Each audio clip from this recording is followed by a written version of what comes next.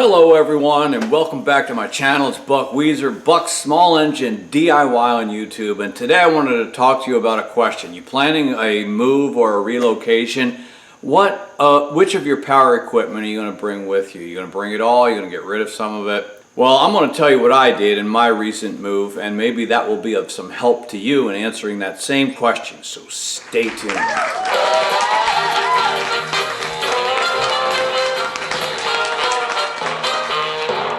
Thank you so much for joining me today. So yeah, I recently moved 750 miles from New Jersey in the north to Georgia in the south, and I'm really happy to be here.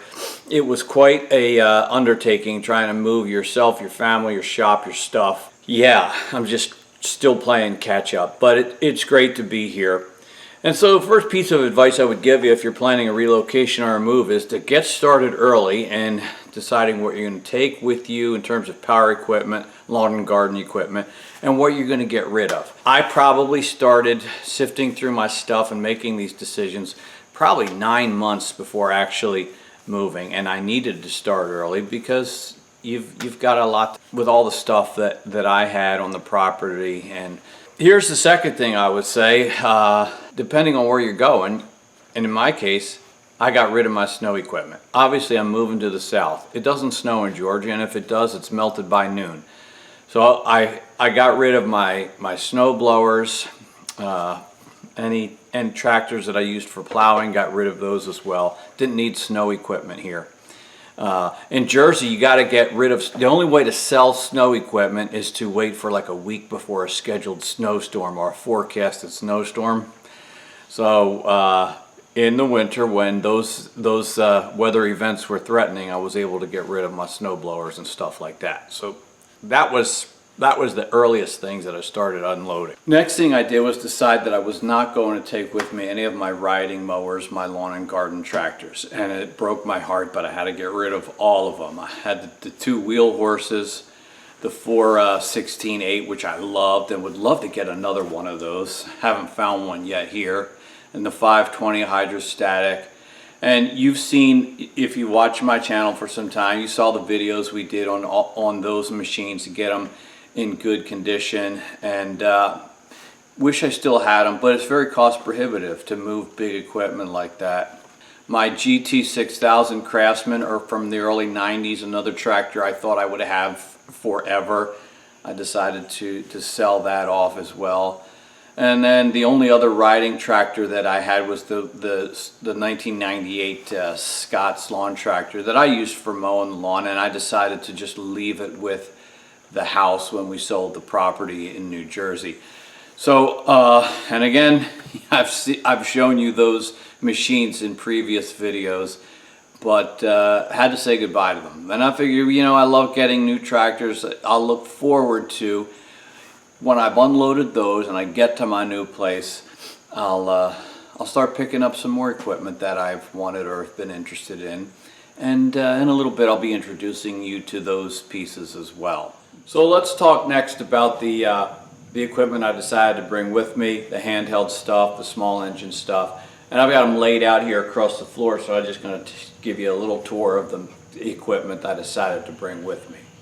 Well, even though I'm a small engine guy, there's one piece of battery powered equipment that I really have come to love, and that's my Ego string trimmer. And that guy works really good. Lowe's sells these. I think that's where I got it. After that, this is my Husqvarna backpack blower. Doesn't matter where you live, there's a lot of leaves and grass clippings that you need to blow off your driveway and from places you don't want it. This guy has always worked really well for me, so he came. Trees are an issue probably no matter where you go, so you want to have a chainsaw, and I just have this McCulloch, you know, entry-level chainsaw, but it works great, and we fixed that up together in a previous video, so I kept that. I also decided to bring one basic lawnmower. Nothing fancy about this guy.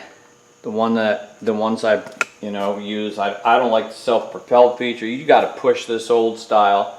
It works great. So I brought one lawnmower with me.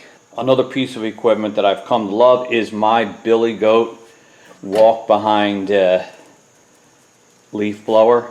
and I'm going to be using him come fall. He works great. That's a Briggs & Stratton engine you just can't kill. Love that guy. And it'll huff and puff and blow your house down. So I really love this guy, and I wanted to keep him, so he came along for the ride. And also in the small engine department, this DeWalt pressure washer. This was a trash picked item that we rehabbed with a new gas tank and carburetor. I don't remember all we did to it, but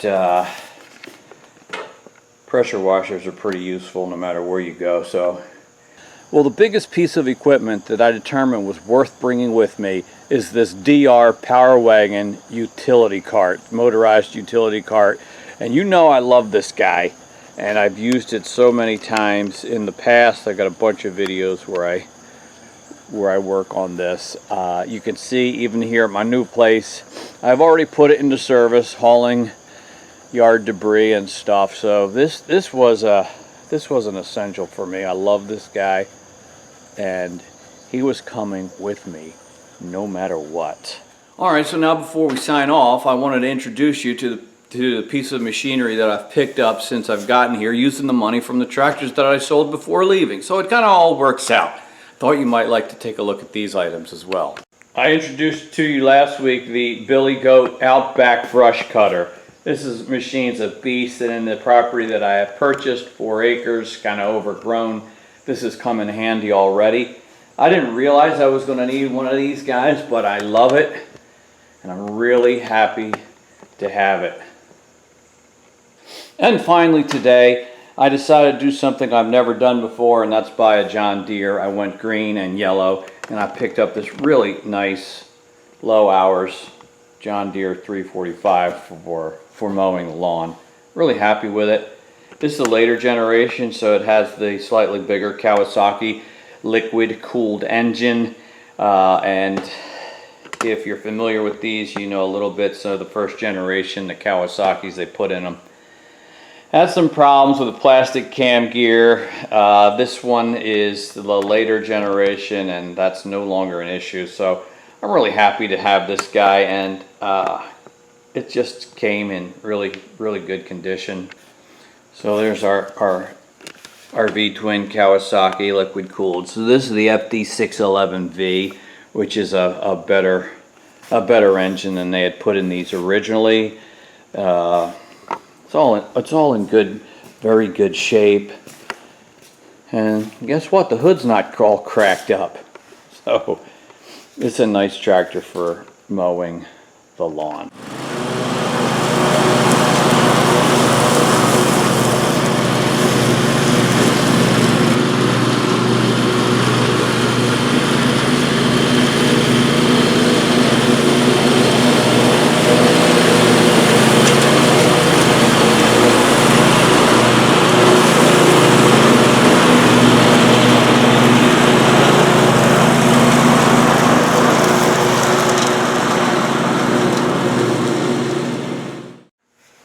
So that's about it for today. I hope just sharing some of those experiences with you is of help to you, and if you're thinking about making a move, or if you're just curious of what's up with me and my shop. I want to thank you for watching today.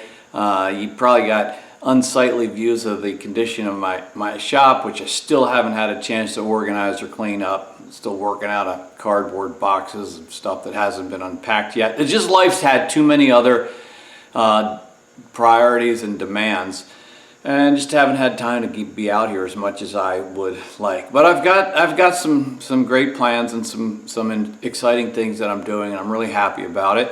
And hopefully, if you're thinking about relocating, that you will benefit from some of the things that I've shared and make the most of it. It's the only life you're given, so live it to the full. And remember, as I always like to say, only you can put the do into do-it-yourself. Bye-bye.